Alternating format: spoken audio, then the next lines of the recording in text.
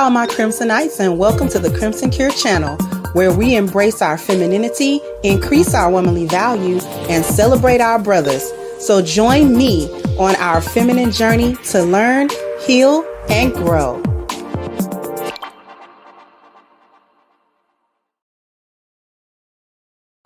Hey, how you doing? This Monday. Y'all doing well? Hopefully y'all doing well.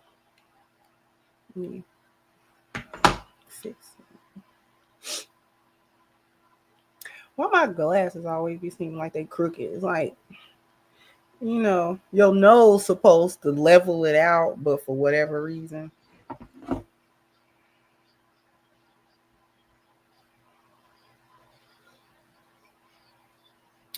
So we got a lot to talk about this week. But the first thing that I wanted to talk about was Miss Melyssa Ford. If you need a little refresher of who Melyssa Ford is, if you watch the Joe Budden podcast, she's on there as a regular.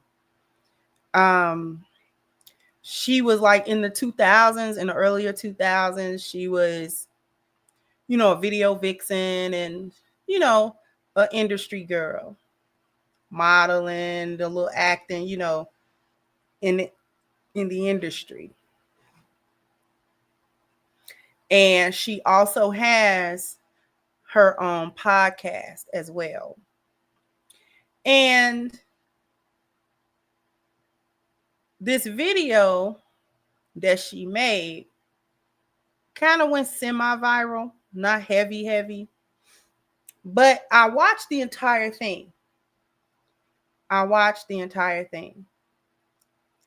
And it was full of everything wrong with feminist thinking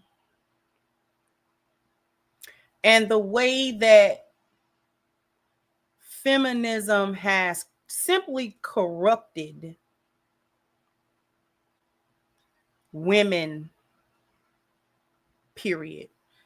And I do want to touch that before we get into the actual video, because the video is quite long and it's almost like all of it needs to be listened to. But of course, I'm not going to have time to go through her entire thing, but it's almost like you can't skip too much of it because she paints a picture.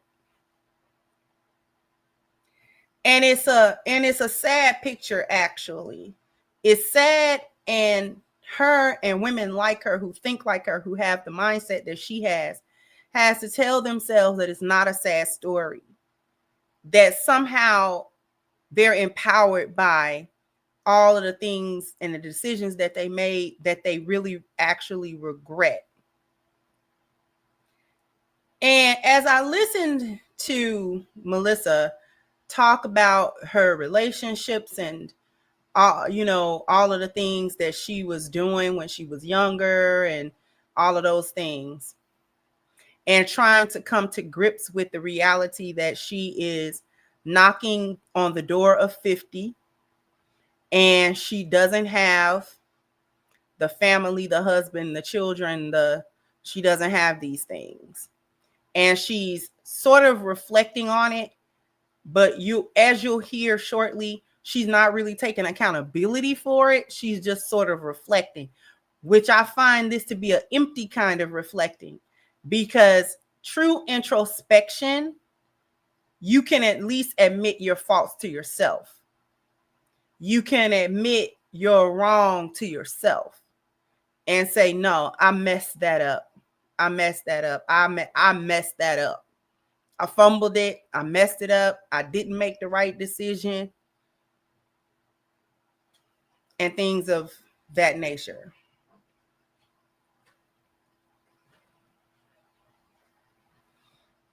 And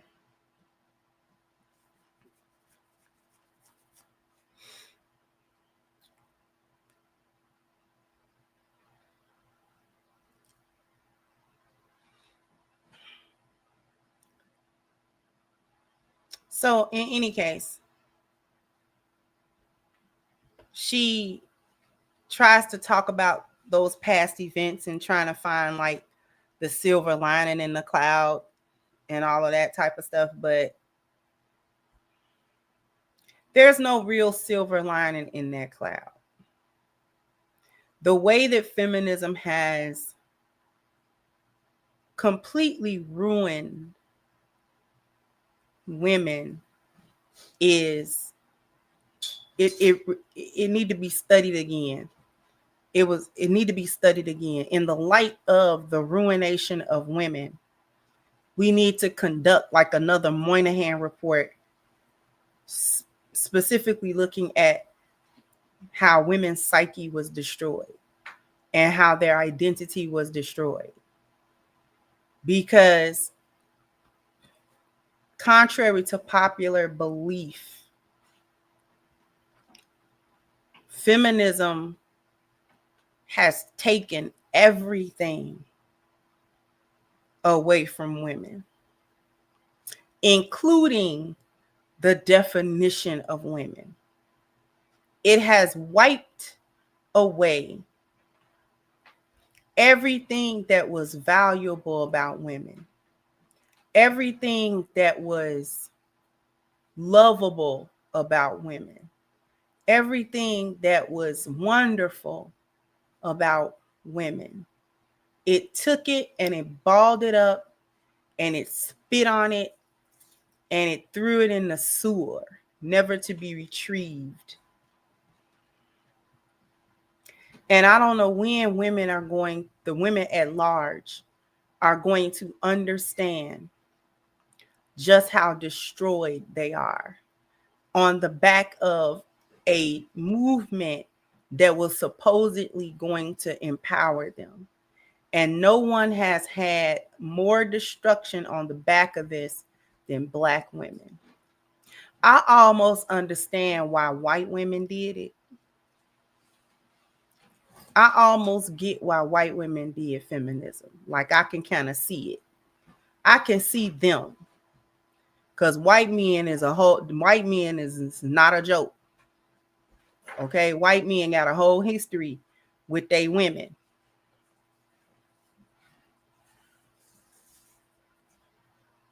So I get why white women had a fight on their hands with their men collectively. What I don't get is why Black women felt the need to get involved themselves with that. When I say feminism was a white woman's fault, her fight and her fault. Feminism was a white woman's fight. That didn't have that. She was fighting her man because she know her man. She know who he is. He has time and again shown what he will do to his woman when he is in power. And in America, white men gained power. They gained it through transatlantic slavery, the wealth that they received from that slavery, and what they built with that wealth from that slavery. They created systems based on it. Systems that are alive today, alive and well. So effectively, he was in power.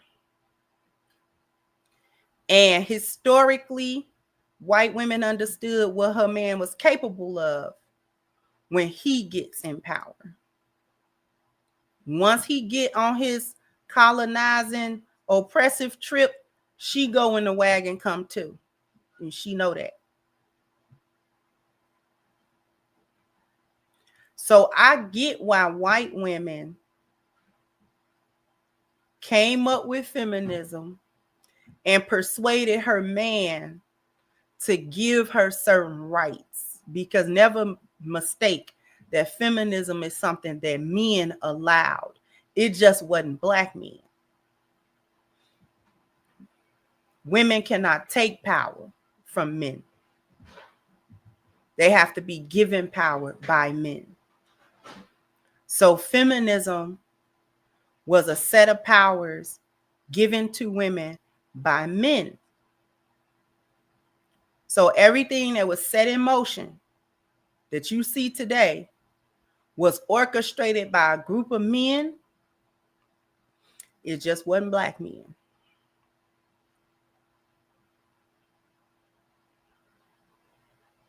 And Black women, for whatever reason, only God knows why they decided that they needed to be a part of a fight that did not have their name on the marquee.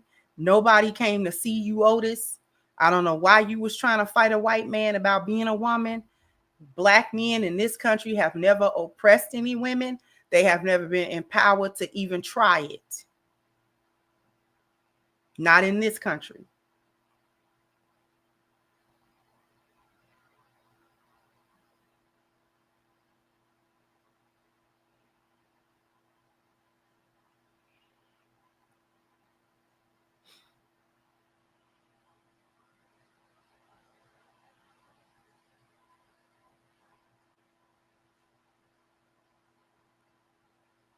So now that fast forward to 2025, we've got women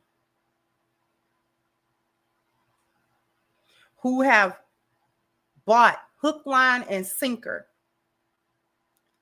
the various destructive mindsets and value systems purported by the feminist movement. They've lived by these tropes. They have lived and died by these sayings, by these lines of thinking.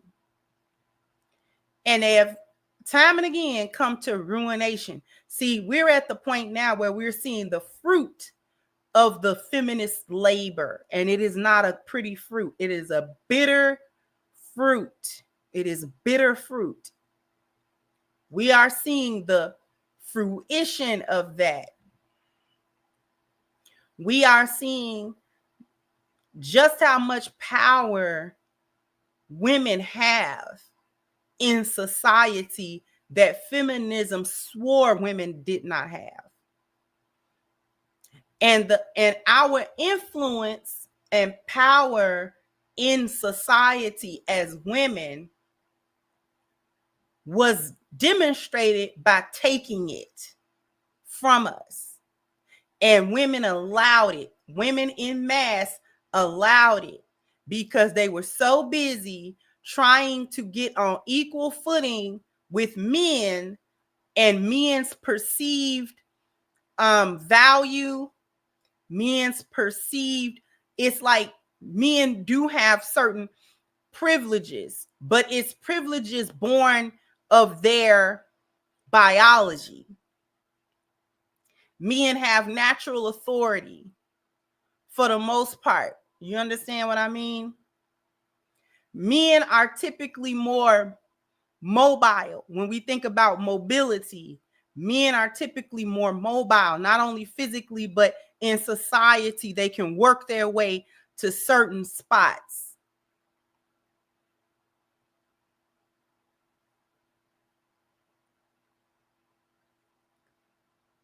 Men's work is more tangible than women's work. So women thought that it was more valuable than women's work. Women's work generally was not a paid work, so therefore somehow it didn't have value. See, we were told that raising our children, which we were told that that was stupid. We were told that that didn't take much, that that was not a worthy endeavor. Feminism told women that men did not value what women did traditionally. That is what feminism told women.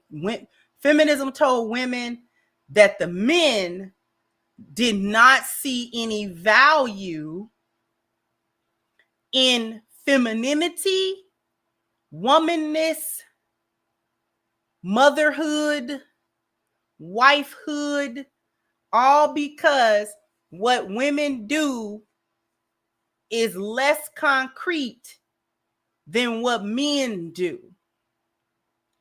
And so women were deluded into believing that only what men do has value and what women do does not have any value.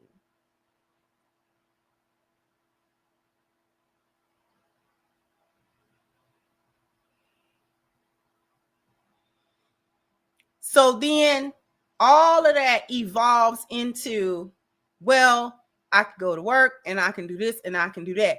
And honestly speaking, I don't have a problem with women working, with women getting education. I've never had a problem with any of that. I believe that in order for society to function properly, women do need to be smart. We need to be intelligent and we need to be capable. Okay? So I don't believe in women not knowing how to do nothing and just being at the helpless whim of the men in the society. I've never agreed with that.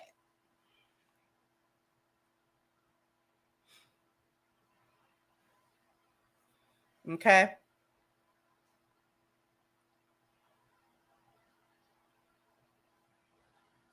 So now you have, fast forward into this generation, you've got the boss chick, the so-called boss chick, because a lot of that is cap. And convincing women that they didn't really need men by reducing men to $1. And by reducing men to only their financial provision, and then allowing women to achieve financial independence, or at least enough to sustain herself.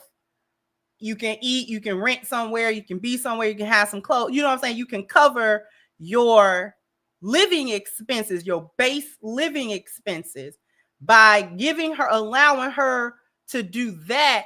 And then at the same time, minimizing men's impact on women or their value to women and family down to his $1, and saying, well, if his only value is $1 and you can make $1, then you don't need him. That all a ploy with many different levels to it. But we're only going to talk about the destruction of women's psyche,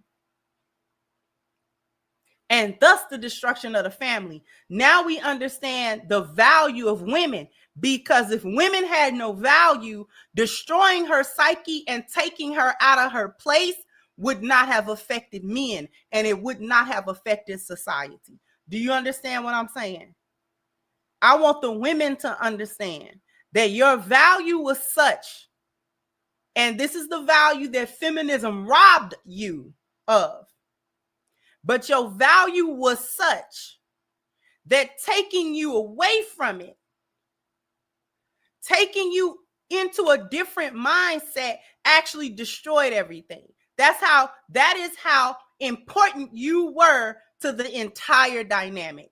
Because if women were actually valueless, taking her out of the space of wifehood and motherhood and true, you know what I'm saying, would not have affected men, it would not have affected children, and thus it would not have affected society negatively. But women are extremely valuable.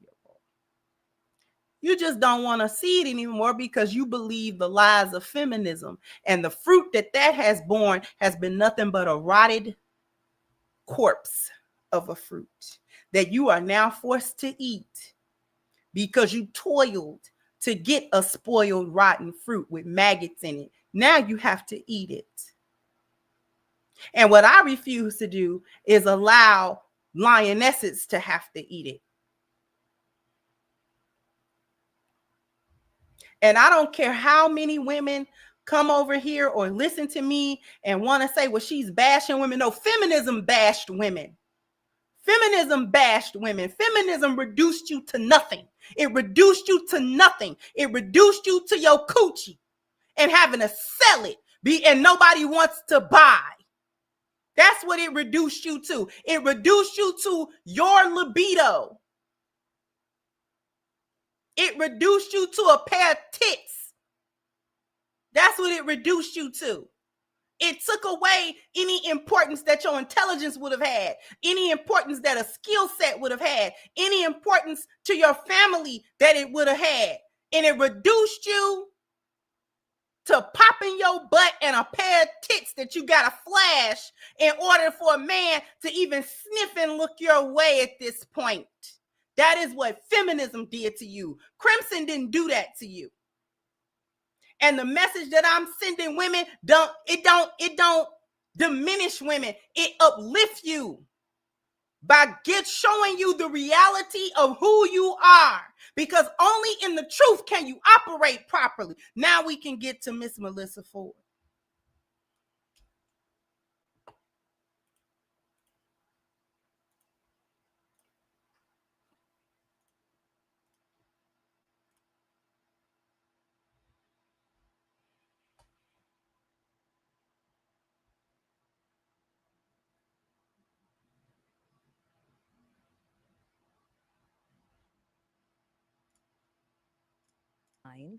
I'm going to pour myself a glass of wine. This is the good stuff. Now consider this episode a safe space. I really want to have a heart-to-heart about certain lifestyle choices that I've made. We've all seen the most recent political climate as it relates to the election. And it seems like women, we always seem to be the brunt of some kind of attack. And I don't really understand why. But when J.D. Vance said this. Saying is that we're effectively run in this country via the Democrats, via our corporate oligarchs, by a bunch of childless cat ladies who are miserable at their own lives and the choices that they've made. And so they want to make the rest of the country miserable too. And it's just a basic fact. You look at Kamala Harris, Pete Buttigieg, AOC, the entire future of the Democrats is controlled by people without children. And how does it make any sense that we've turned our country over to people who don't really have a direct stake in it? At first, I was offended. And then when I thought about it, I really just had to laugh because never been married, childless cat ladies. Honestly, that sounds like a dream come true to me. I don't know, like solitude, my own choices, and animals that love me. Oh my God, somebody, call the cop. Also, let the record show, because I'm still in my bag about it.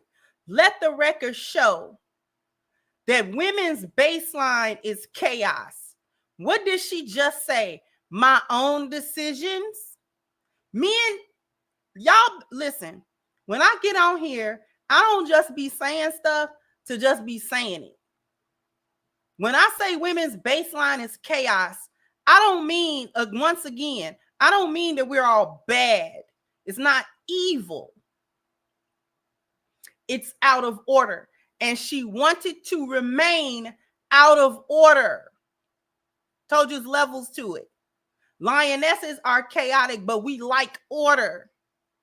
We thrive in order. We understand that we are not better without order. We're worse without it. Hyenas love their own chaos and they don't like no order because it's restrictive. Women's baseline is chaos. Why do you think we say we want leaders? Even the worst of a hyena will say, I want a man that's a leader. What is leadership?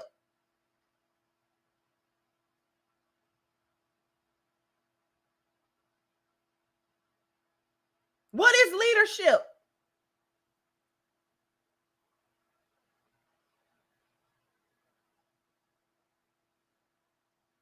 Leadership is the application of system, order, and structure. Why would a woman need leadership? Because she's what? You don't come into a clean house and clean it. When you walk into a clean space, your first instinct is not to clean it up because it's already what? Clean. It's already in order. But if you come home or you come to a place and it's messy, your first instinct is to bring order to the mess. It's chaotic. You have to bring order, so you got to clean it up. Women need leadership because leadership is order. They need an order to their chaos. Not a good to their evil, or order to their chaos.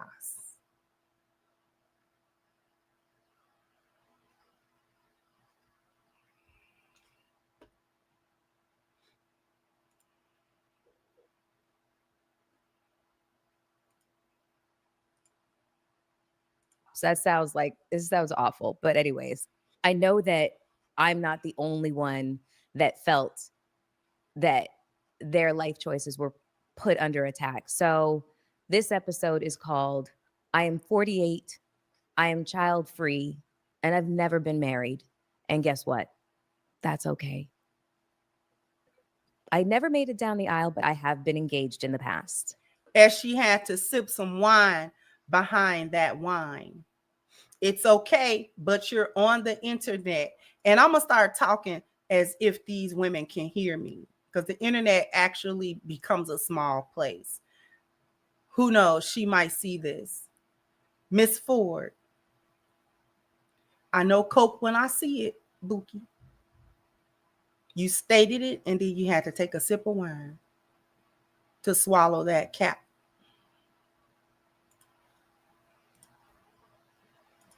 How many engagements? I would say 2.5.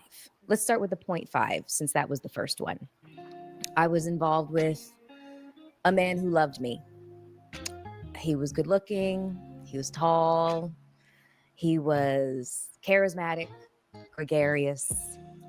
Everybody loved him. My mom loved him, my sister loved him, my niece loved him, my friends loved him. Everybody loved him. But there was something inside of me that just said, this is not perfect. It's the furthest thing from perfect. Did y'all hear that? We not even 5 minutes in here. She said he was all the stuff that women claim they want. This is how hyenas get to places like where she at. This is how they get there. He had all these qualities, and she, to this day, can speak on that past situation and say that that man loves her. And her family approved of this man. All of them got along. And she didn't say something in me said it wasn't right. She said something in me said it wasn't perfect. Perfect? Now you're going to hear what was really the problem. She going to say it now. He would say things like, nobody's ever going to love you the way that I love you. And I believed him. I wrestled with this internal sense of guilt. I wrestled with the guilt of honestly wanting to be free, honestly wanting to live my life and to date and to experience other men and to experience other things and other places. I just wanted to live my life. I had moved to New York from... You heard it? I wanted to be for the streets. I'm going to translate that. And she may not, if she ever hear it, she not going to like the translation, but I'm going to translate it. Not only did she say, I wanted to be for the streets, she also said, without saying it, I wasn't good enough for that dude. He was actually too good for me. And I knew I wasn't going to be no good to him. I wasn't going to be no good to him. She tried to take him saying, nobody going to love you the way I love you, as some type of manipulative tactic to say that. He probably was saying it out of the fact of how much he actually loved her. And saying, there's no way another man can come along and love you more than me because of how much I loved you.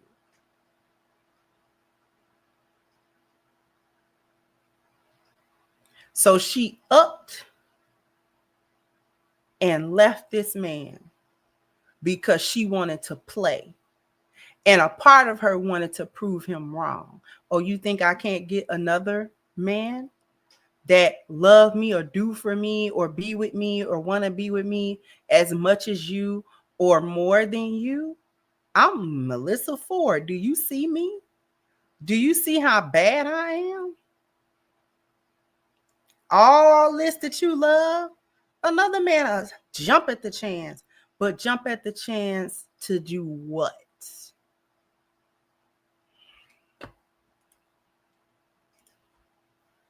Toronto, a totally different country, with $25, 2 suitcases, and a one-way ticket.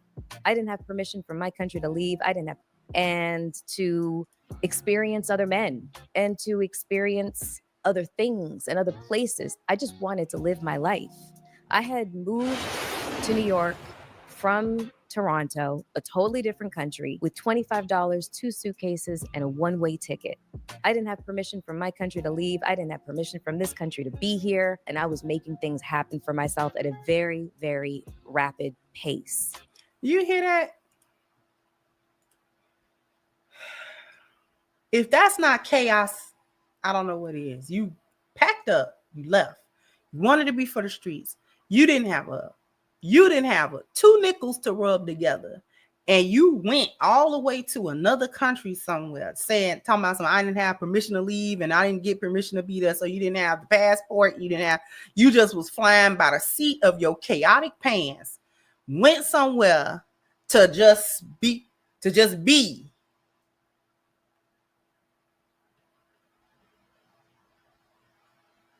No plan, just in the wind.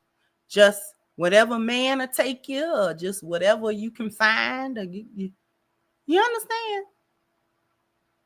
You understand that? Lionesses do not operate in this manner.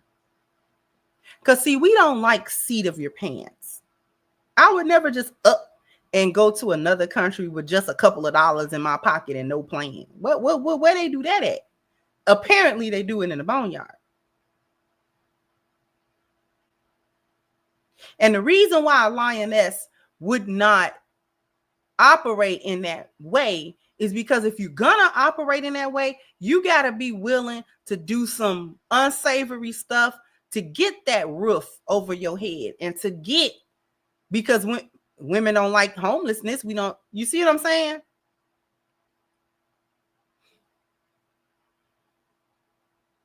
So you got to compromise yourself. You got to be with men you don't really like, but they stable. So you over here, but you planning your exit because this is just a temporary thing. And you understand?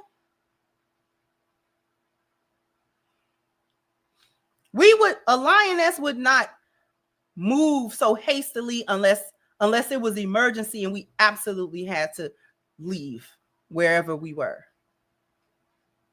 But we would be like, you see what I'm saying? Because there's certain stuff we not going to do.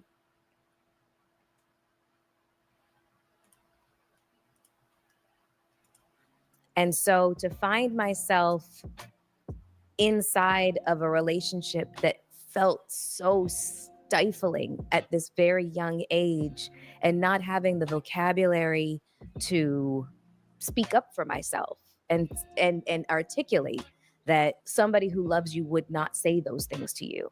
They wouldn't say that nobody will ever love you the way that I love you, because that indicates that there's a part of me that's broken or there's a part of me that's unlovable. But I didn't know how to articulate this. So I stayed in this relationship that I was wildly unhappy in for approximately 3.5 years, close to 4. So Miss Ma'am, you wasted 4 years of this man's life and your time too. 4 years of his time and your time. You know you didn't like that man. It don't take you that long to figure out you don't like. You knew you didn't like that man. You knew you did not want that man. As soon as the relationship started going into a serious more long-term type of situation, you knew you was for the streets and you wanted to be for the streets. And there's no way you was trying to, quote unquote, settle down at this young age because you trying to have your fun because you young. And this dude is cramping your style because he's trying to do what? Bring order. And he had all of these other qualities that you actually like, but you wasn't ready to settle down. Not realizing that you was at your peak value at that time. Before, and I have to admit, I was not faithful in this relationship. Nothing that I'm proud of, but I just chalk that up to I was really, really young and I was hood famous. You know, I was on the covers of magazines, on your local newsstand. So everybody recognized me. And that was another source of pressure that I felt being inside of this relationship rather than being free to explore all of my options. She's just telling on herself. Just see how they tell on herself. Like, I wasn't faithful. And that was supposed to be just, that was okay. Because she was young, right?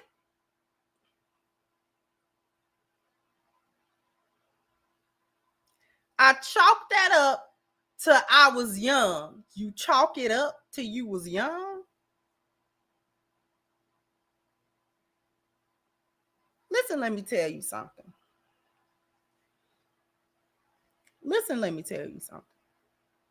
Youth don't have nothing to do with your integrity as a woman. It don't.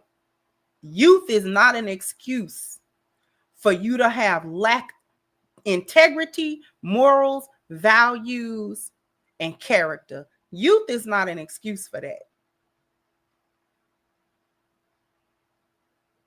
So during the totality of that relationship, you was cheating on that man. And I guess he wasn't supposed to. I was hood famous. So that meant it was too many eggplants around and I was going to suck and bounce on them. And you better believe it. I had that little fatty. I was bad. And I was going to explore my options. That means I wanted to get ran through with all these dudes, these rappers, and this one and that one, and these dudes got swag and blah, blah, blah, blah. So, you know, I'm trying to bounce my way. Listen. Again, this dude cramping my style. He running around here trying to be a husband. He don't realize I'm not a wife. I'm not a wife. And the mistake that they make, that hyenas make, is believing that they can somehow transform into a wife. No, you don't. Not so fast. You don't get to hoe your way through your 20s and your 30s, and then when you hit your 40s, all of a sudden, you know how to be a wife. No, you don't, because you did not practice that. You practiced whoredom. So that's what you know how to be. Don't come over here to the lioness side and think you not.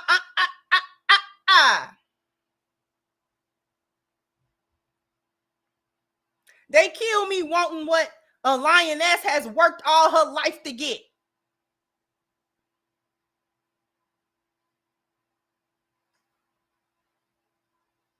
They kill me with that. All a lioness's whole thing is being a good woman.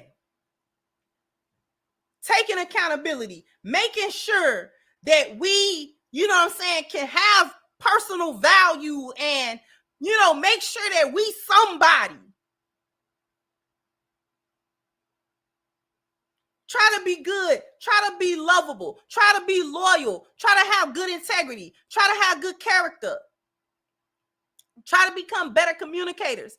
Try to become better people. So that when we do find ourselves in relationships, we're able to actually participate positively in those relationships. And you want to do what you want to do, and then come over here. You don't know how to take no order because you practice being out of order. You went too far into your chaotic nature. That's the key. Hyenas go way too far into the weeds where you in the tall grass. You can't come back to the road. You wanted to be in the tall grass. You kept going in every direction that everybody told you don't go. And now you want to feel away about the lioness who said, you know what? The road is right here, though. Yeah, the tall grass seemed fun, but the road is here. If I go in the tall grass, I'm not going to get out. That is what the lioness intrinsically understand. If I go in the tall weeds, I'm not coming out.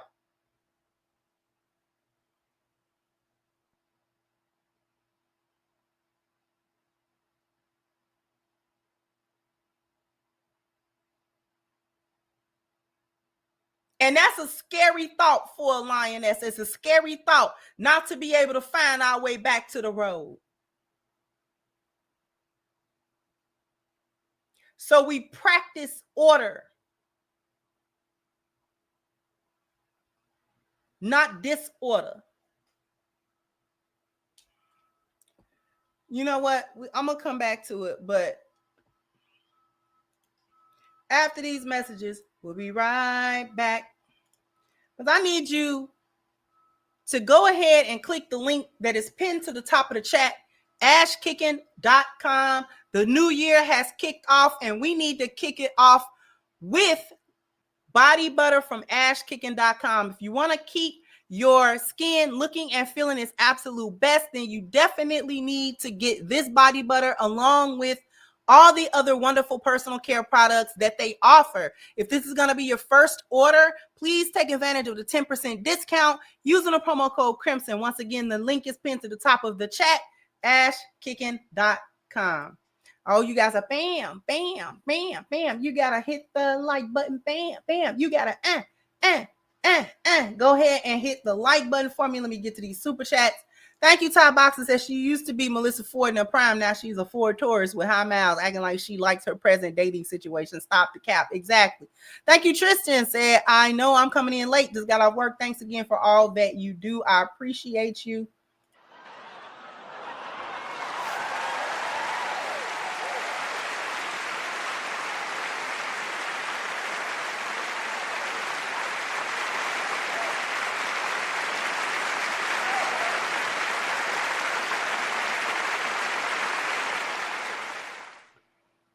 Thank you so much, Mogul, for your contribution. I appreciate all of your support.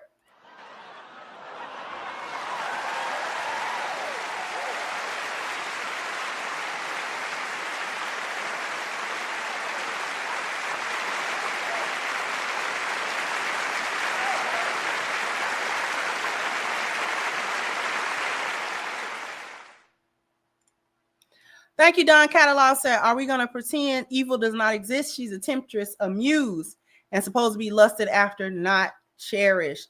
Thank you, Luigi did nothing wrong. Say yes, pure cap. She acting like she went to the other side of the world. Toronto is a 90-minute flight to New York. It's easy to go back and forth. And Canada ain't never been far, right? Because even if you in Chicago, that's what, a 6-hour drive from Chicago to the Canadian border. All you gotta do is take I-90-94 east 90-94, take you to Canada. Thank you, Donovan. I hate the excuse if I was young and dumb. If you didn't learn cheating was wrong when young, you won't learn it when you're older. I don't like when people use young and dumb to dodge accountability, because there is a such thing as being young and you are stupid and you're gullible for a lot of things, both men and women.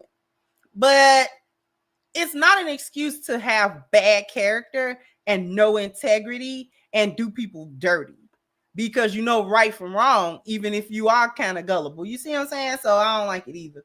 Thank you, Lord Senator. Hyenas always want to be rewarded for making the worst decisions. Thank you, Kala. I don't know what money this is, but thank you so much. I don't know what country this money comes from, but I appreciate you. Thank you, Curtis. Said Crimson, does she not sound exactly like Tia? Exactly. It's the same silly stuff.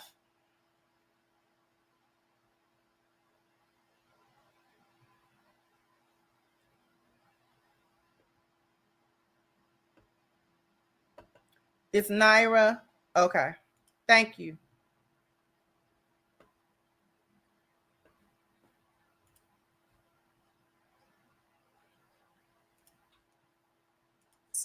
And so one day I was going through some drawers, you know, folding laundry, placing clothes, you know, in the drawers and such. And I found it. I found a box. And when I saw it, I said, please, God, don't let this be what I think it is. And I opened the box. And there it was. It was a ring. And the only thing that I could think was that it was an engagement ring. It sure as hell was not a promise ring. We were way beyond that. We were not in high school. I was not wearing this boy's varsity jacket. This was an engagement ring. And if I knew this man the way that I knew him, that proposal was going to be very public. And that terrified me. I didn't want to have to say no in front of our friends and family and publicly humiliate him. He did not deserve that, but I also could not see myself saying yes in front of everybody just to save face, and then later on have to break it to him like that this is not something that I was going to be able to go forward with. So what I did instead was I packed up all my belongings while he was out of town and put them in storage and flew back to Canada. And then I had the conversation about us breaking up over the phone. I know what you're probably thinking as well. Yo, Melyssa, that's fucked up. I know. It took years for me to make peace with this decision. I have self-flagellated over this decision. I have beaten myself up every way to Sunday that you possibly can. I tried to reconcile with him at one point, which was a big mistake. Yeah, it was a real big mistake, Buki. And yes, Lori Harvey's doing the same thing. She's gonna be on a podcast in a few years. Because you tried to spin the block and quote unquote be friends with this dude. He told you to continue to kick rocks. Bye. Because you were too cowardly to say it to my face that you didn't want me. So what you did was you picked up you tucked your tail. You tucked your tail like a coward.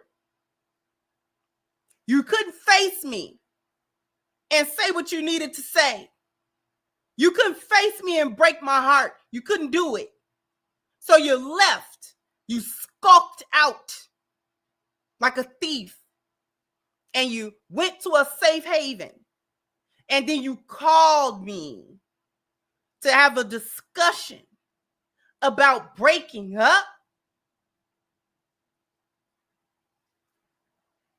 And then at some point later on, you wanted to spin the block to do what?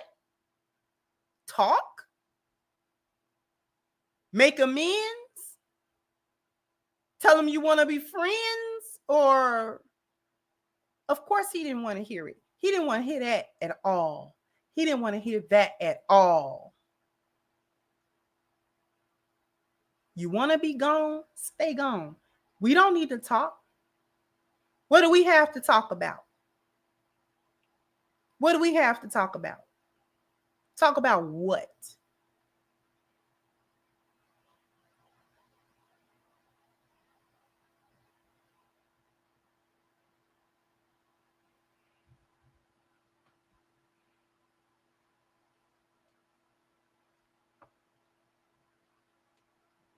He dodged the bullet.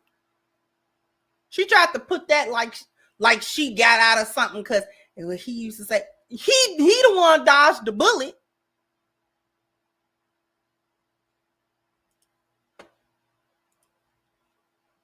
Now she gonna go into another tale of a relationship. And no, I seen what somebody said in the chat. Wasn't nobody wifing her. They was trying to do it. She not lying about that. They was trying to do it. Dudes try to wife up baddies that want to be in the street all day, every day. Especially back like maybe in the 90s and 2000s and all that, whenever these relationships is going on, because she's speaking of them in her youth. So the way she was looking, and then a dude got her, he was trying to lock her down. Yep. She's not lying about that. Trying to love her, trying to bring order to it. She don't want it. He's stable. They like that part, but they don't like nothing else. You heard what she said. She was getting her cheek clapped by whoever else. That is the 0.5. I had an ugly duckling phase. Don't tell anybody. I destroyed all the pictures, so there's no proof. Before I became a video model and a model, and I was like known as the brain amongst all my friends, so I was studying forensic psychology with a minor in English literature in university. So the fact that I started to become known more for my looks than my brain is kind of ironic. The attention just snowballed, and I started to see that I was able to, make a business out of it. If it didn't make money, it didn't make sense. Society places an enormous amount of pressure on us to check certain boxes. The box of go to. I realized that it was less work for me to make money off my body and my looks than it would have been for me to actually have some integrity about it and do things according to my major and my education. Once I realized that dudes would trick off on me and I looked good enough for dudes to start tricking, man, look here, that was an easy lick, and it was much less work than me trying to establish a career and, do the forensic science and da. Like, man, look, these dudes tricking, and I can get to a particular lifestyle without the work. Man, forget all that trying to have integrity and be known as a brain. I'm finna be known as a booty at this point, and because they want to see it bounce and they want to see me roll and they want to do all this because I'm quote unquote fine. Oh, I'm fine. You tricking, you handing money out, boom. And that's how you get into hoeing. And they don't see it as hoeing. It's definitely hoeing.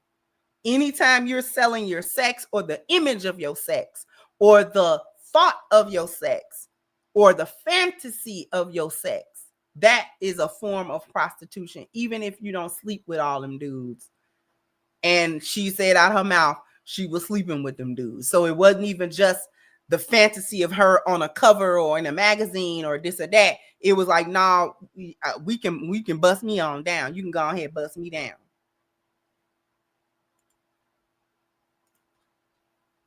To school and excel. You've got to pursue a career based on what you went to school for, and you've got to excel and become successful, and you have to have your 3-year, 5-year, 10-year, 15-year, 20-year plan, all while you're in your 20s. Get married, get the white picket fence, and have 2.3 kids. Never figured out the point situation when it came to the statistics, because what's a third of a kid? But I digress on that. The problem with the boxes is that we never check in with ourselves. It is never, ever, ever our first thought as to, well, what is it that I actually want? I am now, welcoming into my circle a lot of women who checked all those boxes. And for all intents and purposes, a lot of the stuff really actually did not work out. Yes, they ended up with the children, but they ended up in sometimes a loveless, sometimes an abusive, and sometimes a marriage of convenience. Sometimes they didn't even get the marriage. They just got the kids, and they inherited a whole lot of struggle and strife. And it's not to say that their choices are better or worse than the choices that I made. These are just choices. But for us women, I feel like they're just choices. They're not better or worse. They're just yes, they are better or worse. I'm so tired of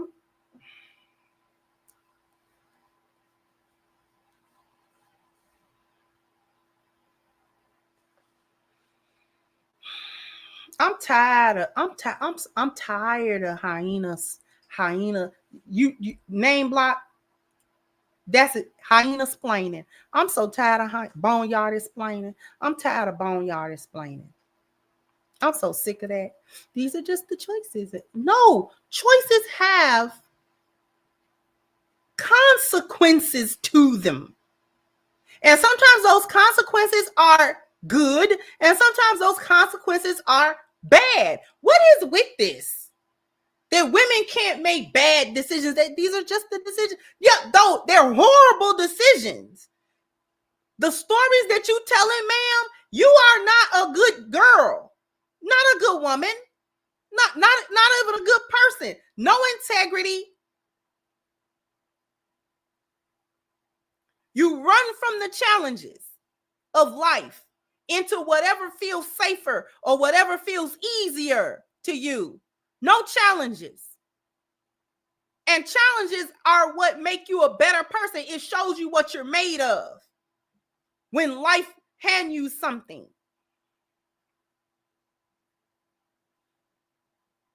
When life comes at you, you figure out what you're made of at that point. Can I face these challenges? Can I go through these things and come out a better person? But a lot of y'all are not interested in being better people. Y'all are interested in getting whatever it is that y'all think y'all quote unquote deserve.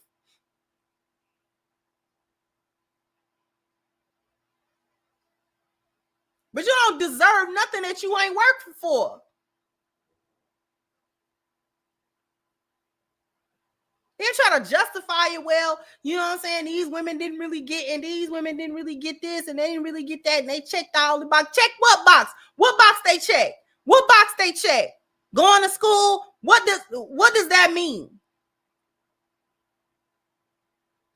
Y'all check every box but the good woman box. Y'all check every box but the righteous woman box. Did you ever think that you may need to check the boxes that God wants you to check? You ever think about that? What about the boxes that God wants you to check? Y'all so busy trying to check or not check a box that a man wants you to check. What about the box God wants you to check? Where them boxes at? Y'all so busy trying to worry about what a man wants. A man will want you when you want God. Okay? You ever look to your Lord and say, Lord, what do you want me to do? And he done laid out what kind of person you supposed to be. Not even just what kind of woman you supposed to be, but just what kind of human being you supposed to be. He done laid that out in the Bible. He done laid that out in the Quran. You done had thousands of years worth of teaching about how to be a good person, how to achieve righteousness, how to do, do good unto others and do good unto yourself and do good with your family. And y'all don't want to check no box God got for you. Then you want to run around and figure out why you can't get nothing in life. You don't praise the one that's got it for you to get. You don't care about what he wants. All the stuff that you trying to get is in the treasures of Allah, but you don't go to Allah to get them because you're not interested in being good people. You're just interested in getting what you want. And so the shaitan give you what you think you want, and then you get a bitter fruit behind it. And you don't want the end result. Couldn't tell you nothing. Miss Melyssa, when you was 20-something and bopping and thotting around, couldn't tell you nothing. Couldn't tell you one day that it wasn't going to be like that. Couldn't tell you one day a man wasn't going to want you. Couldn't tell you one day a man wasn't going to love you. Truly love you. And see past your faults and your flaws. And love you anyway. Couldn't tell you nothing. No, you were so busy popping it, baby. You was here and there and everywhere, baby. You was in this video and on that magazine. And heck, you was partying. What party on? We don't watch the party die. Shout out to K-Dot. We watched the party die. Now what? When the lights shine off and it's show turn to settle down, my main concern. What happens?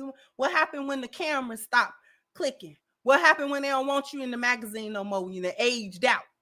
What happened when the rappers think you washed up? What happens? What happens when you ain't getting the calls to come to the studio no more? Huh? What happens?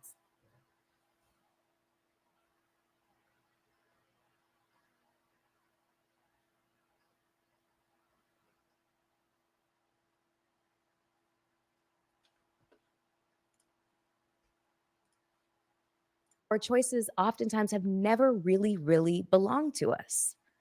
And when we have tried to exert our sense of independence, we are shamed for it. At this point, let me go on to the second engagement. So I'm 28 years old and I have left the previous relationship, the 0.5, and I have met this man who, the minute I saw him, I knew I was going to be with him. She gonna tell you about her karma now. She don't think she telling you about her karma. He just was it. I don't know how to describe it. And the second I heard his voice, I said, I'm going to marry this man. I don't know what it was. Like, he had this Louisiana drawl. It's my favorite Southern accent. He was huge, like 6'1", 246 pounds of hulking muscle. He had skin the color of like red clay. He had this thick neck, big round head. He had this crooked tooth that drove me wild. His flaws were like... Ain't nobody never put it on her like this man before or since. This is why she's recalling him the way that she's recalling him. Ain't nobody gave her no D the way he gave it to her. And that's and she wouldn't even say that other men didn't do a good job in bed, but that was the one she wanted. He was her karma, though. He was her karma.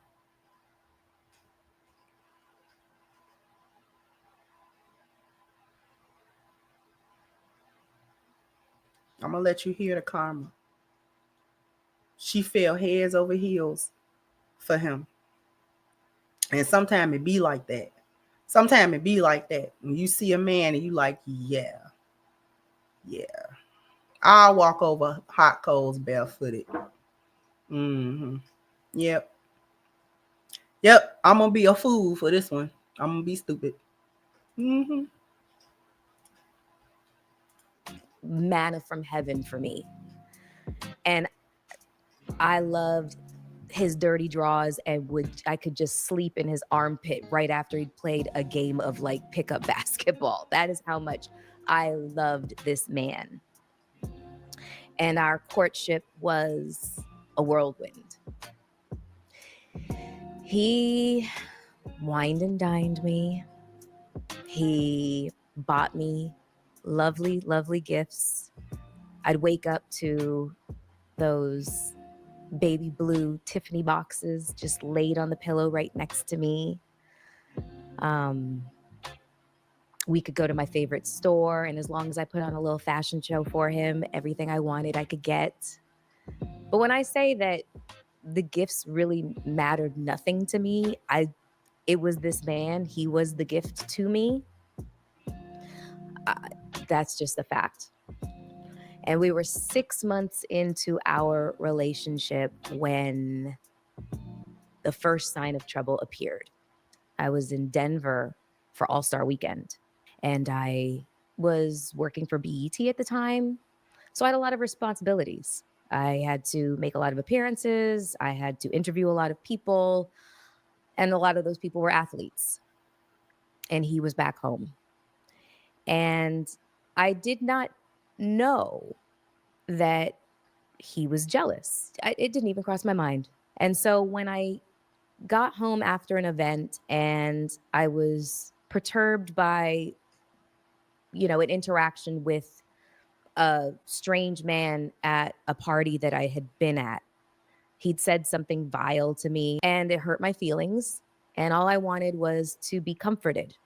And so I went back to my hotel room and I called my boyfriend and I just asked him to just tell me that he thought that I was beautiful and that he loved me. And he didn't do that. He just pressured me to tell him what happened. Why are you asking me to do this? And so I told him what happened, and he responded by saying,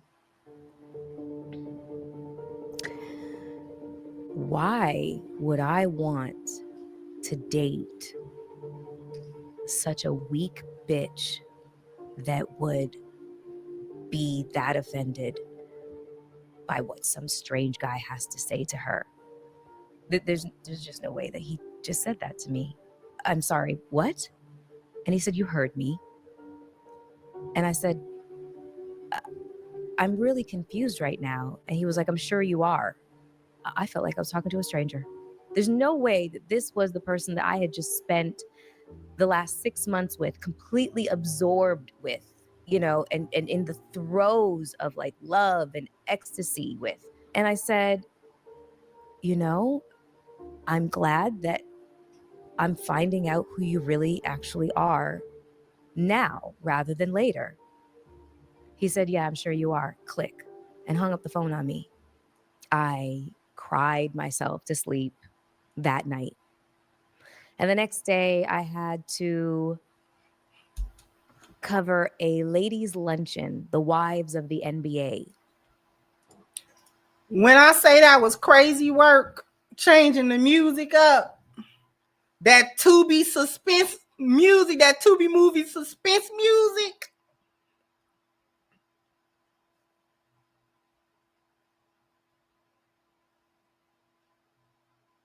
Here's the thing. He said that to her. He said that to her. She remembered it word for word. She not lying. He said it. He absolutely said it. He definitely said that. He definitely said that. He said it. He said every syllable of that. She not lying on him. That's why I said that was her karma. That was her karma. That man that she experienced was her karma for doing the other dudes dirty. So you can't play with people. You can't play with people. God don't like, just like my grandparents used, God don't like ugly, and he ain't too fond of pretty if it don't do right. God don't like ugly, and he ain't fond of pretty when it don't do right.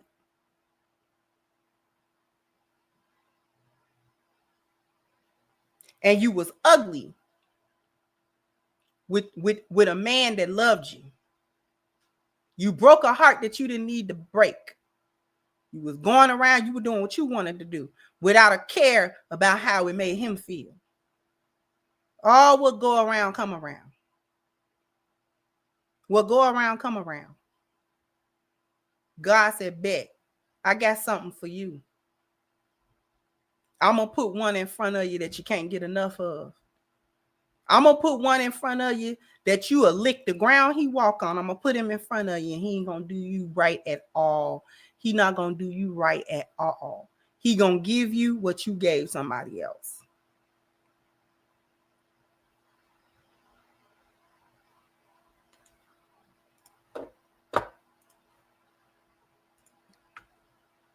And so I had to be perfect and pretty And I had to act like the man of my dreams had not just told me to basically go F myself. And so while I was getting ready, a large bouquet of flowers was delivered. My makeup artist said, Mel, you should read the card.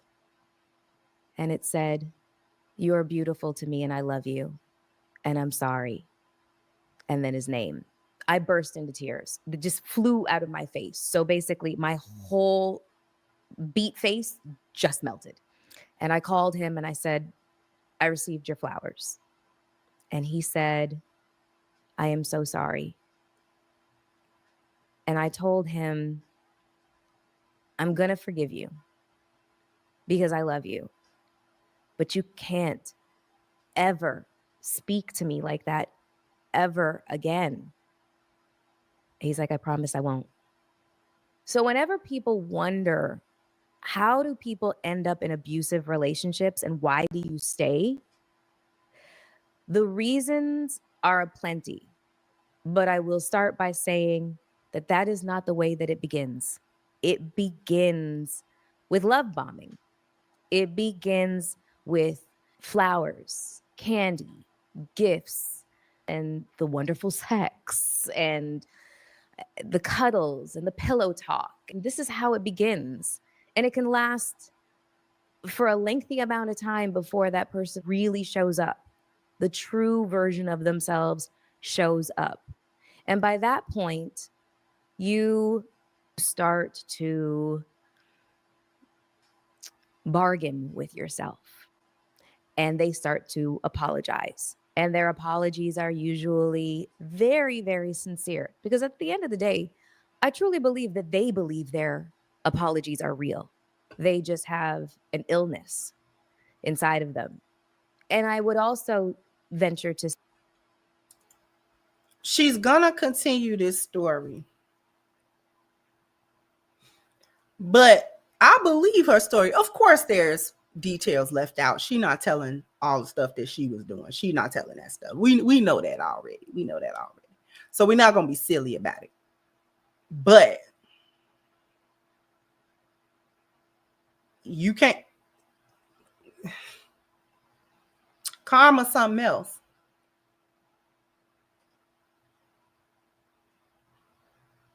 Karma something else. She could not break away from that man. She could not break away from that man. She wanted that man.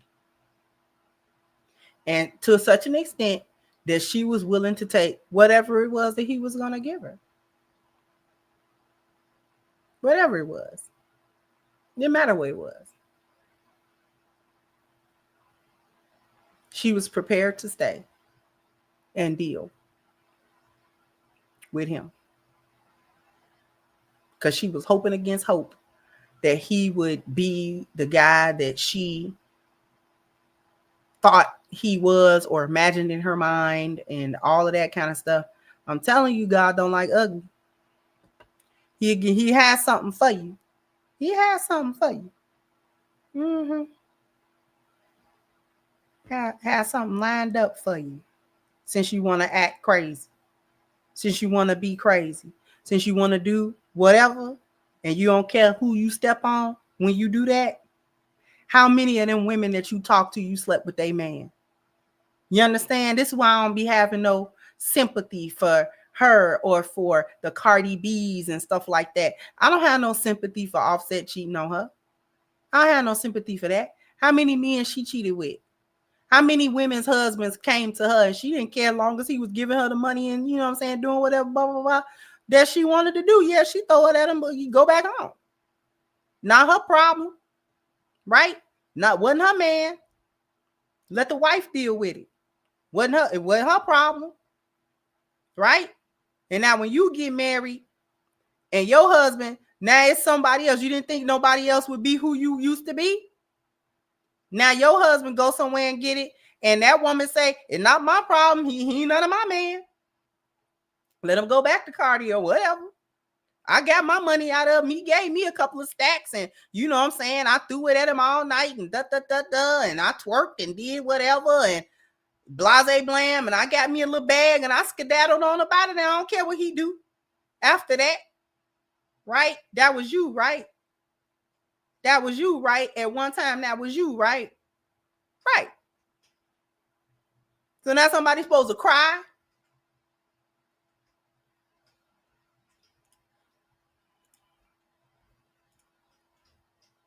Say that the first signs of abuse are usually not physical. And by the time it gets to physicality, you start to reason that you were an active participant in it. You start to reason with yourself that you started the fight by angering him or saying something that was out of pocket. Or you reason with yourself that you are no shrinking violet. So it's not like you got hit and cowered in a corner. You fought back. These are the things that you reason and bargain with yourself that allow you to stay in this level of toxic relationship.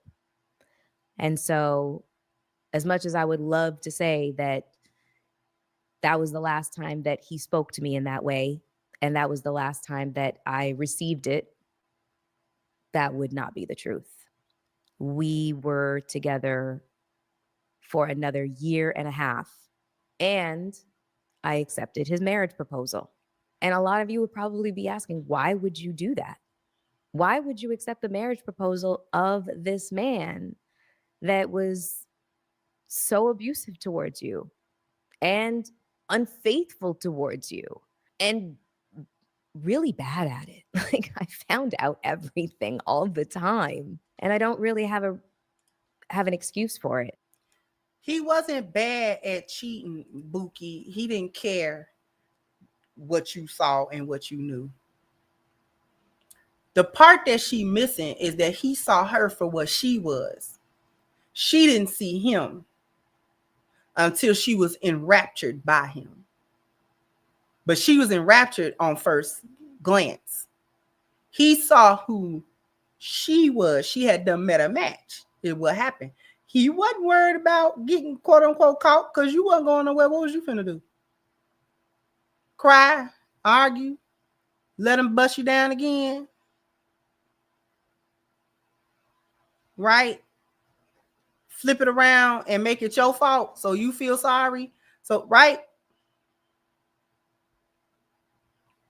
He went. It wasn't that he was bad at cheating. It was that he didn't care about that with you. The proposal was a shut up. Shut up. Because I'll lock your little stupid self down. You good and goofy. You would take anything I do.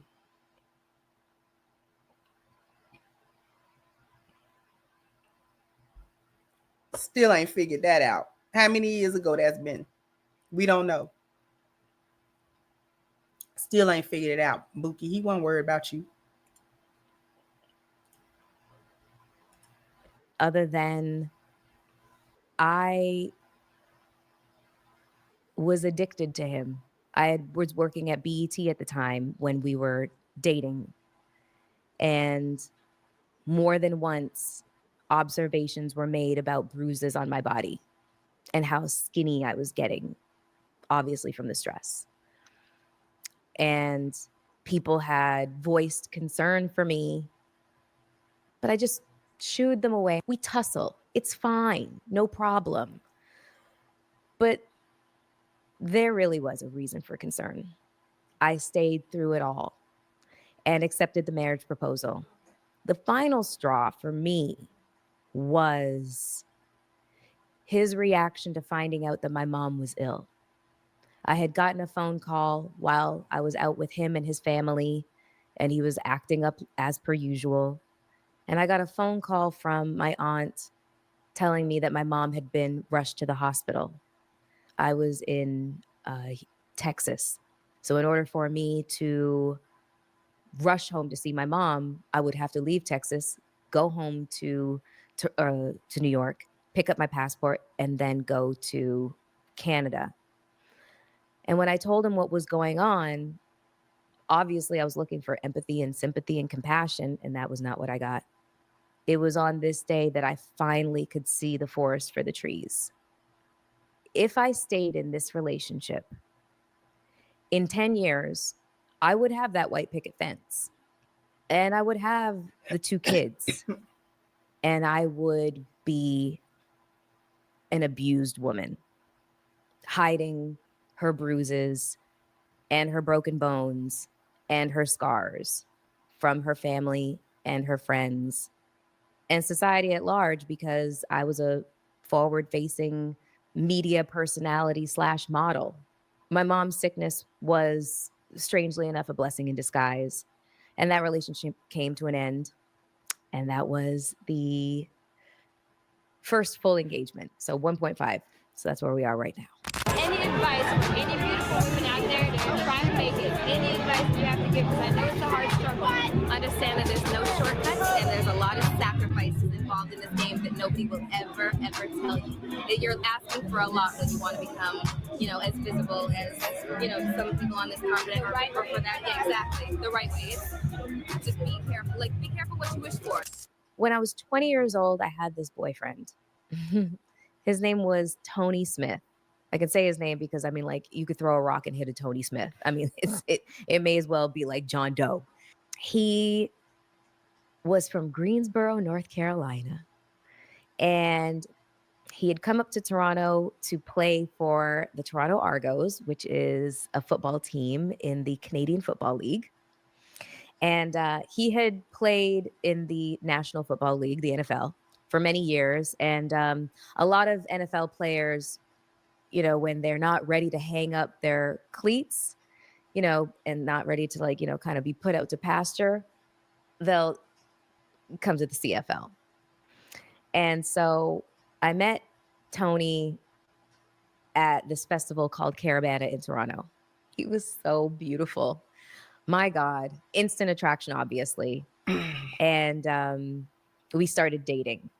We genuinely liked each other. We liked each other to the point where we could say really, really offhand things to each other. For example, he asked me what my fantasy was.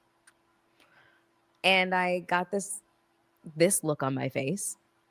And I said, well, a fantasy would be, I guess, a menage with me and you and somebody else. And he was like, another woman? I said, no, with another guy. And he was like, really? He was like, do you have an idea as to who this guy is?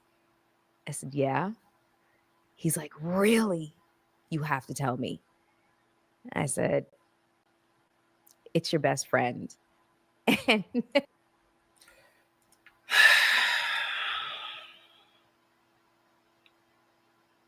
And this is why, ta-da, lionesses have to make every distinction at every level from a hyena. Because a lioness would never. First of all, we'd have been married by that time. Secondly, she was already looking at the homie. She was already looking at the homie. This is how hyena minds work. This is how they mind work.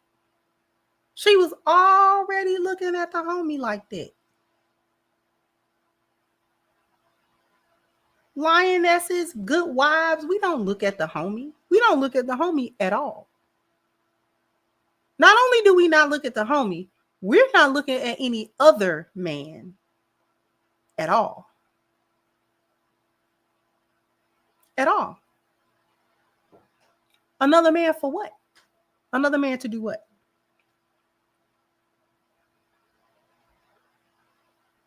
Because see, when you look at another man like that and call yourself lining up another dude, in your mind, you're not a man's wife. You're not his wife.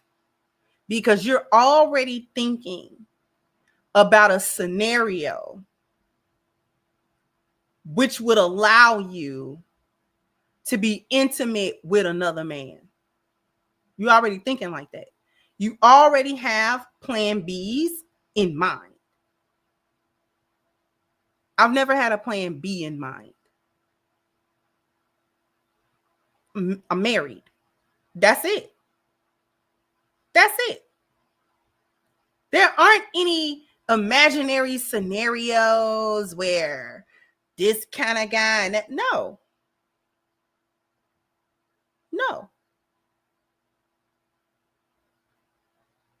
Because if you imagining it to, especially to the point where you know who could be in the imaginary spot, then you thought about that. How long you been thinking about that?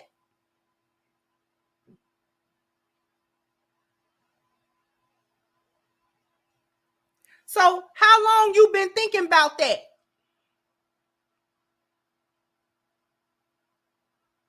So when you looked at the homie, you was like, yeah, he could get the cheeks. That had to be the thought. I'm a woman. That's the thought. If you looking at the homie and you can actively imagine the cheek clapping session to the point where it came into fantasy, like it went into the fantasy of it, you thought about that. You thought about that. You thought about how it could be if you let him clap the cheeks. You thought about it.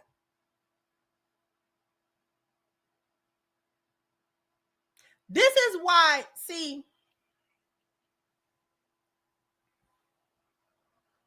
the reason that I'll be so confident to say that lionesses won't do that is because I'm not even coming from the biological set of whether or not you could ever be attracted to another man. I'm coming from the spiritual value. And even though all lionesses are not Muslim, when you have a spiritual set, you cut that part of you that is searching and or making yourself available potentially to other men accessing you, that becomes something that you no longer think about. You don't think that's not a desire.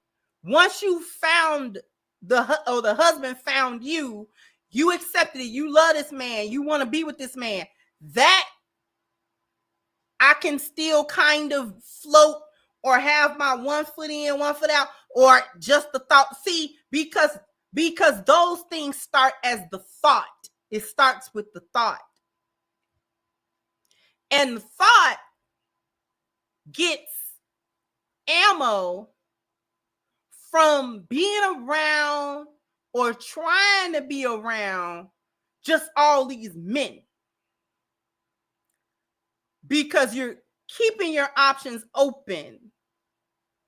But when you have a spiritual connection with the Most High, all of that is shut off. That gets shut off because there's no space anymore for it. There's no space now because energy has to be put into that. So this is why a lioness don't move that way, because energy would have to be put into that space, even just a little. And see, hyenas justify putting energy to the space as long as they don't physically go into sex with another man. But lionesses cut it off before it can get there. See, even in the Quran, Allah does not only say don't commit adultery, he say don't go near adultery. That means don't open the doors, because there's a lot that you do before you get to a point where you're sleeping with people. There's a lot that goes in between to get to the point. You don't just fall onto an eggplant. You don't. You never do. So all of that, it just happened. A lot of stuff happened prior to, whether it was a short time or a long time, it doesn't matter. The door was open. See, you can't even crack the door. Shaitan gonna kick it down. And this is what lionesses know. This is why the spiritual anchor is so critical to being a lioness, because we get those things from our spiritual value. We know that Shaitan gonna kick that door in if we crack it. So the best thing for us to do, and we know this because women gain an emotional attraction first, right? We get an emotional, we know that. Women know that. Lionesses know it best of all. So what we do is that not only do we not crack the door goes away. We just leave the door alone. There is no door. No doors. Door for what?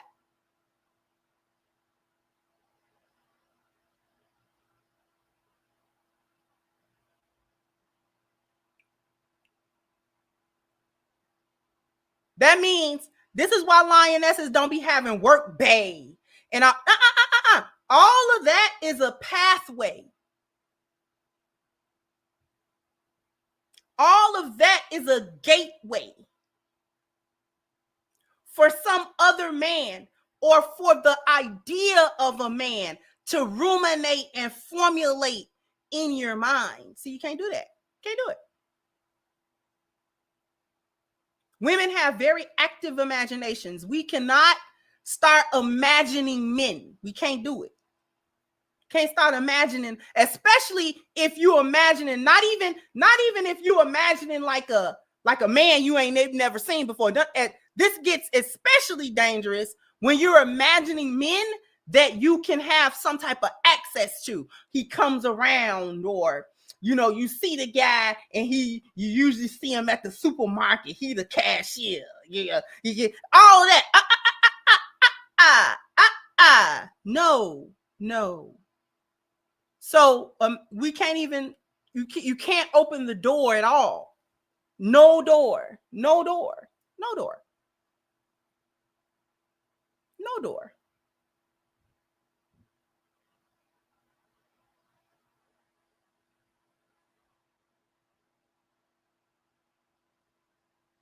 This is why we not kikiing and kikiing all in a skinning and grinning, all in some man face.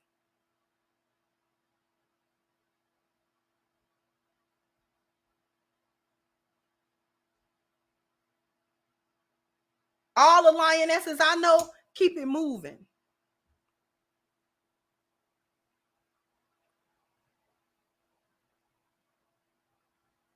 I don't care where he at or who he is. We're not even trying to know it. We're not even trying to know. We're not trying to gather no information.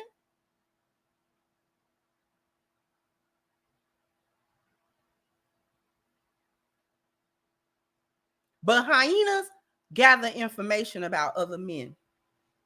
And they justify it by, well, I ain't having sex with them. Sex is the last part of cheating, not the first part. The first part of cheating, especially for women, is to start imagining all these different men.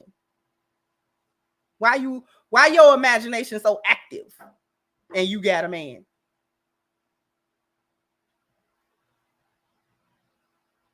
Why your eyes still big? What's wrong with your eyes?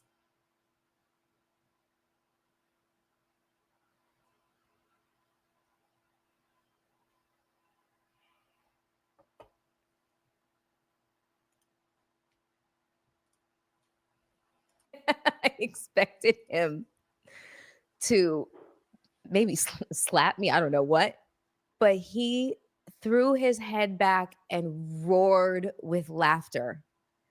And I was like, wow, that was not the response I was expecting. And he said, do you want me to make that happen?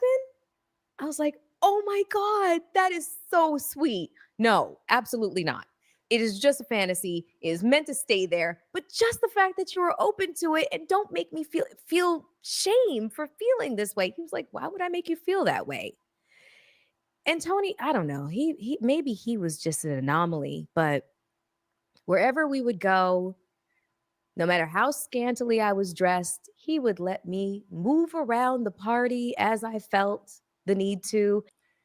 She thought that was a freedom that he afforded her. The answer to the question told him everything he needed to know. And she was being honest with him.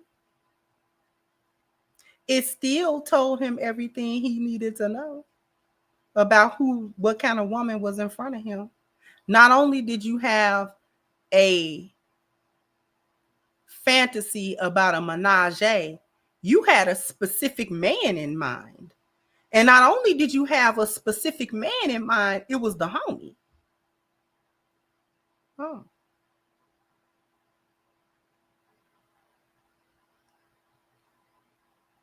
Failed the whole test. Couldn't even help herself. Didn't even know it was a whole test. Didn't even know it was a whole test. Didn't even know it was the whole test.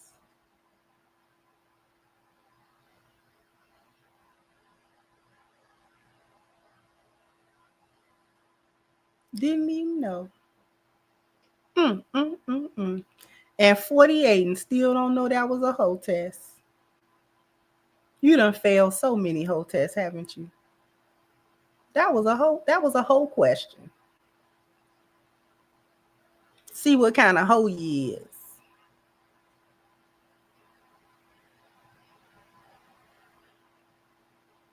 You the kind that'll let the homie butt clap the cheeks. Okay.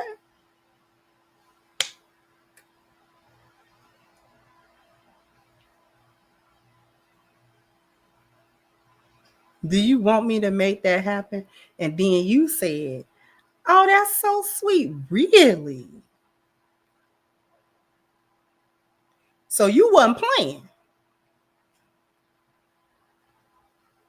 And from that moment, he understood. That's why he ain't sweat you about what kind of clothes you was wearing and going here and there. He wasn't sweating you. And the reason that he wasn't sweating you is he put you through a series of whole questions to confirm or deny what he may have previously thought about you. And after you confirmed all of that hoishness, talking about that so sweet, girl. What do you mean that's so sweet? What is you talking about? The fact that you wouldn't even make me feel no way. It's a lot of men that know hoes when they see them. They don't make them feel bad about being a hoe, because if you judge her for being a hoe, she won't do the hoe stuff for you. She won't do hoe stuff for you if she feel judged. Also, you a bust down. Okay. So why would he? It's a lot of men that know that. Don't judge her. Don't judge her. Don't judge her. Because you want the treatment that she giving other dudes that's not judging her. The reason why she's doing what she's doing with these other dudes and feel so free is because she doesn't feel judged by them. So if I also don't judge her or don't make her feel like she's a bad person for wanting a menage and then she'll do all of that stuff for me. She'll feel liberated sexually with me. And you know, a lot of them dudes, they don't tell it. They don't kiss and tell. They won't blast you for doing all of the whole tricks for them. So they know, don't shame her for that. Don't be like, oh, don't have a bad reaction. Have a chill reaction, and she'll do it. Oh man, he just let me be so free. Mm-hmm. Right.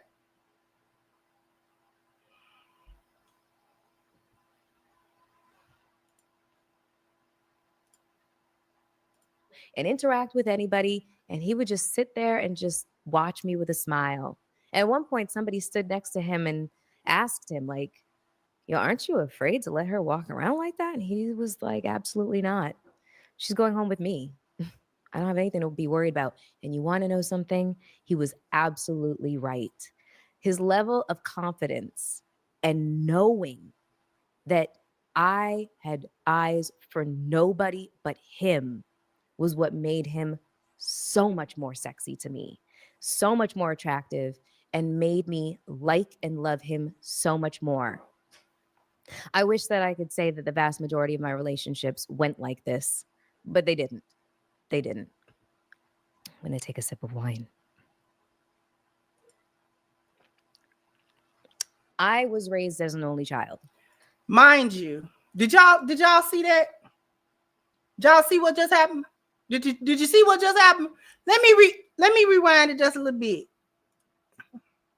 Of confidence and knowing that I had eyes for nobody but him was what made him so much more sexy to me, so much more attractive, and made me like and love him so much more.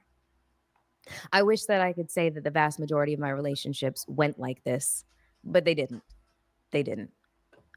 I'm going to take a sip of wine. I was raised as an only child. Did you notice something missing? What was missing? Oh, I know. The end of that story. Didn't say whatever happened to him. Couldn't say it was his fault that he did something to her. Notice she didn't say that. She didn't make him a villain. But she also did not say the relationship ended because it ended because he ended it. And he ended it with the same level of we good that he was in it with you with. He didn't do nothing to her. She couldn't say he did nothing to her. She still liked that guy. When she think back to that guy, she liked that guy. Because that was the guy that she could have been with, that she didn't feel like he was judging how she was getting bust down by everybody. And so she could be with him. But he didn't want her. Not like that. He let her go. He had her easy. He let her go easy. Yeah, baby. You know what I'm saying? It's all good. Like, you'll always be my girl. You know what I'm saying? You will always be my look. You know? But, nah, I'm just going to move on, you know. Or however he said it. It was done. It was a done deal. She wanted him. And he did not. You for the streets. And you for the streets bad too. You for the streets bad too. Thought I was gonna wife you. I was just, you told me who you was. And listen, you can be freaky. I encourage lionesses when they get married, be freaky with your husband. This is a message to all the married lionesses. Be freaky with your husband. Please be freaky with him. He wants you to be freaky with him. With him is the key. That's the key. Freaky with him. Not hoish. Not a whore. But be freaky with him. Be freaky with your husband. Because, and the reason that I say be freaky with your husband is because lionesses wait to be freaky. And the only men that we can be freaky with without guilt and without shame and without doing nothing wrong is our husband. We wait for the husband. See, lionesses don't want to be smutted out by a whole bunch of different men and all that kind of stuff. We don't like that. That's icky. That's the ick. There's too many men. But your husband, what it say? The marriage bed is not defiled. So all that freak that lioness has got, and you married to your man, you married with your husband, please be freaky with your husband. And it'll be good, because since we ain't ran through, he'll be able to give us some firsts. I ain't never did that. You ain't never did that. Me and love giving you a first. You ain't never did that. Oh, well, come on. Be freaky with your husband. Be freaky with your husband. But don't be freaky out here in these streets. It ain't nothing out here in these streets but disrespect.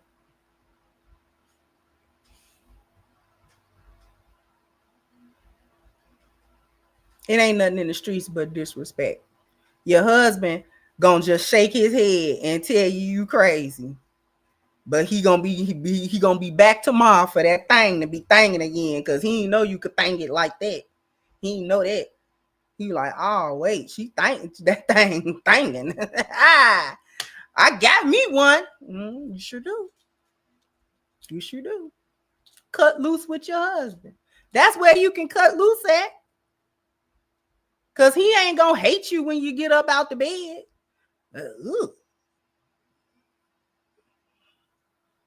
Who else I'm gonna do it to? Who else we finna hang upside down from the chandelier with? Who else? This how you keep your marriage spicy. This how you keep your marriage spicy.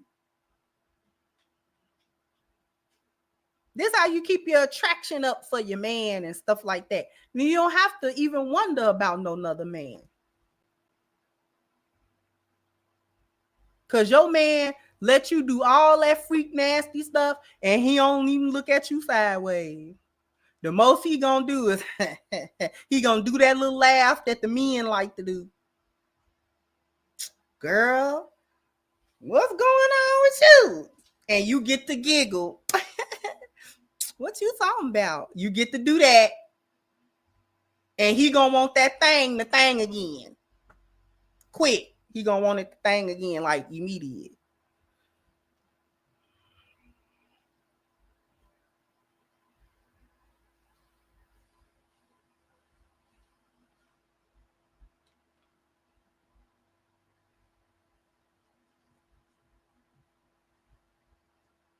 We almost at 2 hours.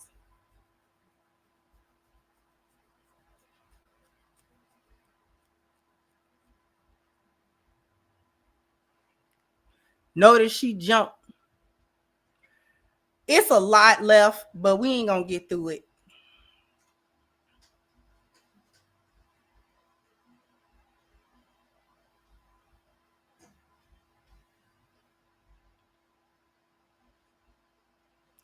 Okay, how your husband thinking about that thing? Like, man, why she do that? Why? He be at work, can't concentrate. You understand? Send him a picture of the thing too. Send him a picture of it. And then be cheese. You know how these chicks put all that stuff on Instagram? Just don't put it on Instagram. Send it to his phone. That's your man. Be a baddie with your husband. Put them little booty shorts on in the house. You understand? Put them little booty shorts on in the house and prance around. You know, keep bending over and all that kind of stuff.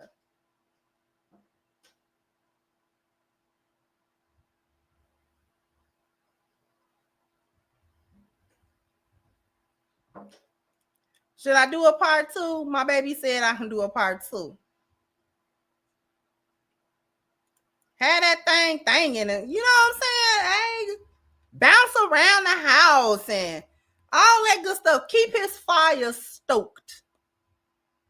And he'll keep wanting it. Send him a cute pic and then send him a little freak nasty pic. And he'll be like, what? But now when you do all that, you got to be ready when he get there to do what you said. You can't stoke the fire and then don't let it burn. So you stoking the fire, but you got to get that thing ready, because when he come home, so you talked all that mess in the text. You understand what I'm saying? You talked a lot of mess in that text. Now I want to know, can you do what you said you were gonna do? Don't get sleepy. Don't get sleepy. Don't get sleepy. Don't get tired. You better take you eat a coffee bean. I don't know what you got to do. Wake up. Wake up.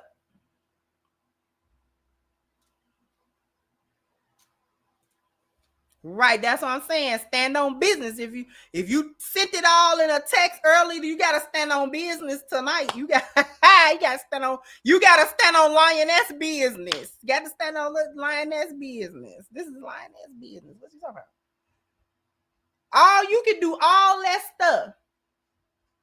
You can do all that stuff with your husband. With your husband. Just do it with your husband. We're not even saying that women shouldn't be freaky and all that. Just do it with your husband. Why you got to do it all, you know what I'm saying, all everywhere with every man? No.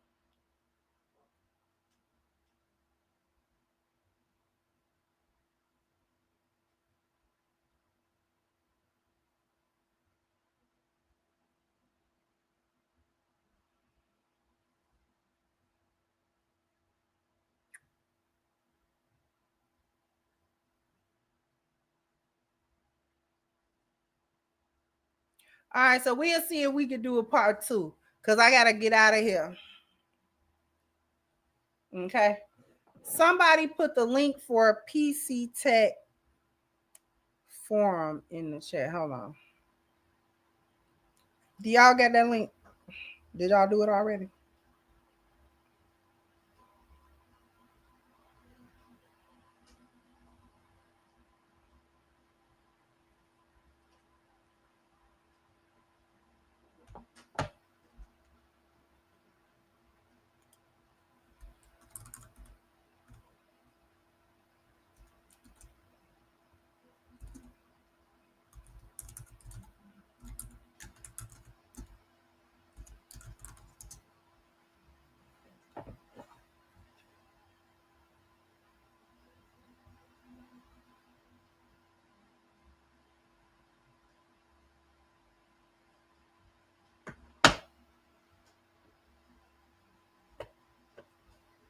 So I'm going to get to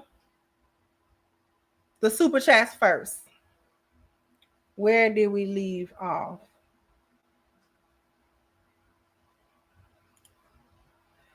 Jay the Light Seeker, thank you, Sam. Am I the only one who never thought she was all that?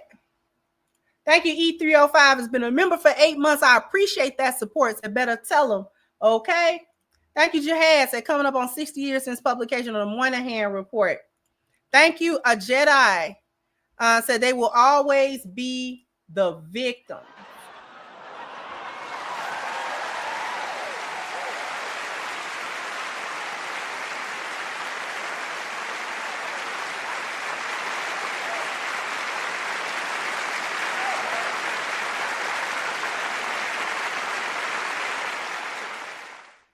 Thank you, Miss Gloria, for your super sticker. I appreciate you. Thank you, Miss Mia, for your support as well, sweetheart.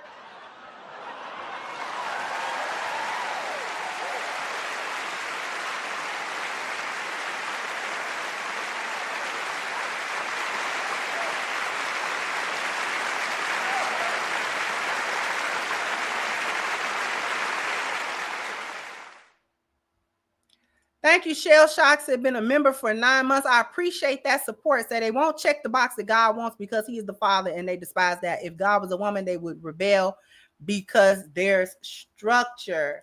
Thank you once again, Kala, for the 1,000 Naira. I appreciate you. Thank you, Bakish, for your super sticker as well, and your continued support. Bakish is really quiet in the chat, but he always support, and I appreciate it.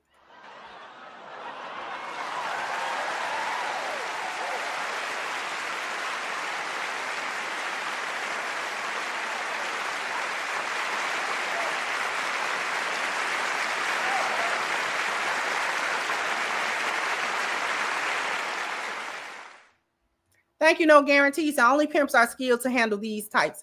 This is true because I saw somebody in the comments say, if Jasmine Cashmere can get a husband, anybody can. And for those of you who don't know, Jasmine Cashmere is like an old school corn star.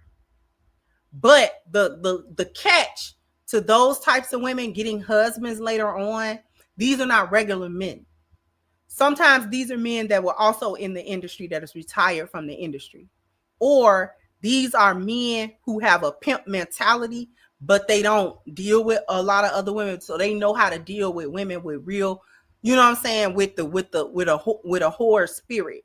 They know how to talk to them women, and they know how to deal with them women, and they know what those women are. They realize that those women don't change for real, and that the damage is already done to them. So they handle them in the way that they have to.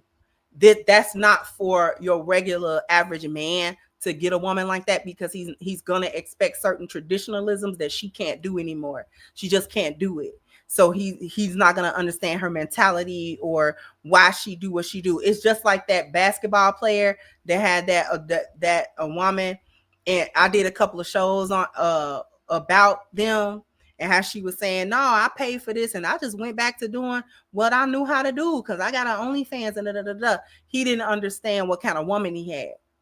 See, only certain men can deal with him, with a woman like that. And he didn't have what it takes to deal with a woman like that. He was expecting her to be a wife. But she don't have that mentality. They never get that mentality. Thank you, Main Lion says, bad enough hyenas like Melyssa for wreck their own lives, but they now proudly sit on podcasts justifying a wreckage and selfishly encourage young women to drive recklessly on bald tires. That's facts. Thank you, Miss Lou Casely, for your super stick. I appreciate you, sweetheart. Thank you, Sean. Said, notice she was very vague about what was said at the party. Something is missing from that story. Something missing from all these stories. Let's just be clear. Thank you, Gregory. Says, salute Kendra. Her attitude towards the 0.5 man that she spoke of first said volumes to me. Her family and friends liked him. She said he was loving, but needed to experience other men. And of course, she was young.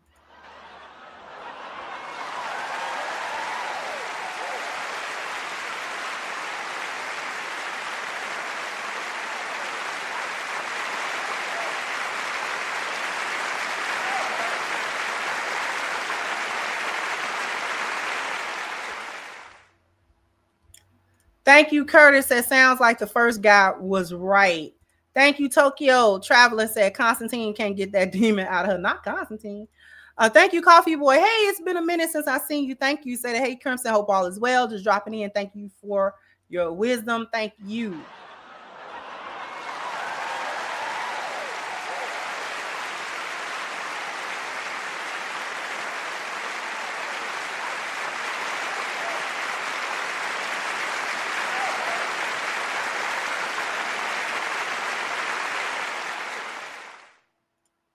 Thank you, G.A. Hamilton. So that threesome was a deal breaker. It was. She didn't even realize it.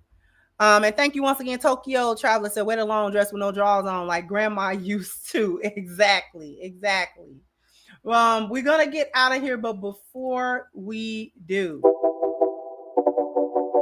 Join PCTechForum.net is a new site. And so we'll be discussing everything related to tech news. They'll be discussing the latest processors, graphic cards, laptops, hard drives, computer cases. They also have a section for pre-built PCs and custom-built PCs, and also a PC straight from the manufacturer. They also be discussing the operating systems and how to troubleshoot them. And said, last but not least, they'll also be discussing the latest games and business. The site is brand new, so people will join for the first time on there. So come and sign up today at PCTechForum.net.